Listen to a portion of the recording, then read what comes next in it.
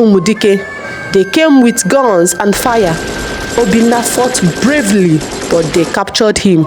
His mother and Adaeze, their hands were tied, their mouths were gagged.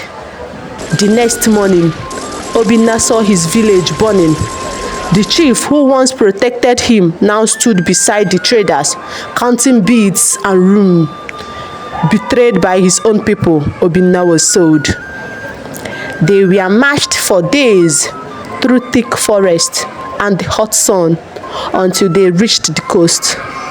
There the sea roared like a hungry beast and the ship waited. Obinna, Mamezi and Adaeze were separated. His mother screamed, "My son, my daughter!" But the guards beat her. They were put in cages like animals. The smell of sweat, blood and urine filled the air. People wept and prayed to gods who seemed deaf.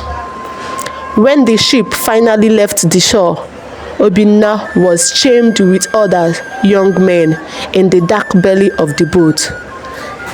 There was no light, no fresh air, just crying, coughing, and sound of whips. Every day, some died.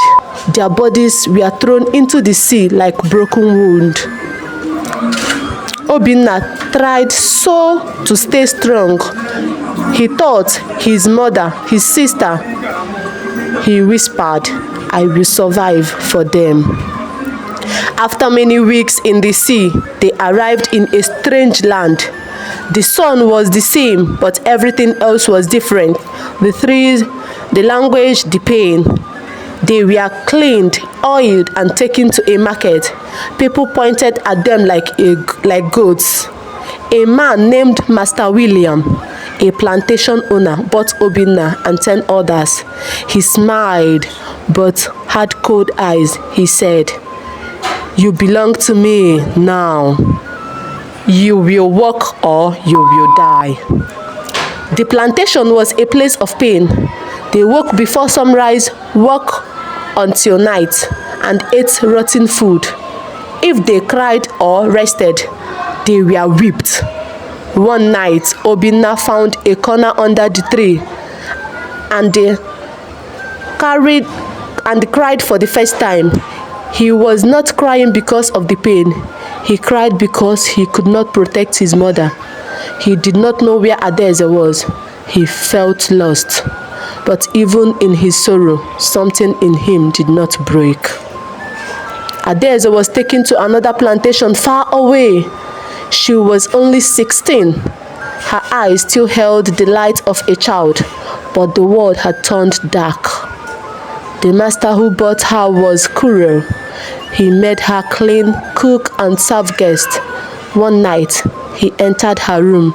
She screamed. No one helped. She became pregnant. She tried to poison herself, but an old woman named Nana Grace, another slave, stopped her. Nana said, "You are not alone. Your pain is not your shame." Adaeze gave birth to a boy with a brown skin and curly hair.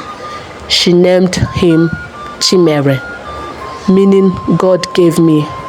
Her heart began to heal, but the wound never truly closed. Years passed. Obinna grew into a man with deep eyes and silent strength. He learned to speak English, not with joy, but with anger. He watched the master. He listened. He planned. He found others who still had fire in their hearts. Together, they whispered about freedom.